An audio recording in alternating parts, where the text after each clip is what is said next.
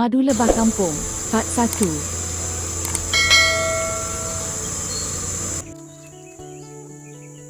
Inilah cara untuk melemahkan lebah.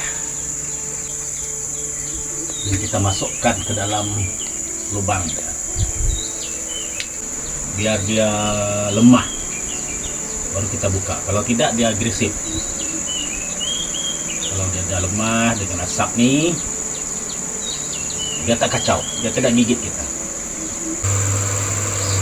2 bulan sudah tidak dikutip. Tengok sekarang dia padat dalam, banyak madu. Apabila kita ambil, kita pilih di bahagian mana yang madu dia banyak, ya. Tak semestinya bermula dari sini, di bahagian tengah.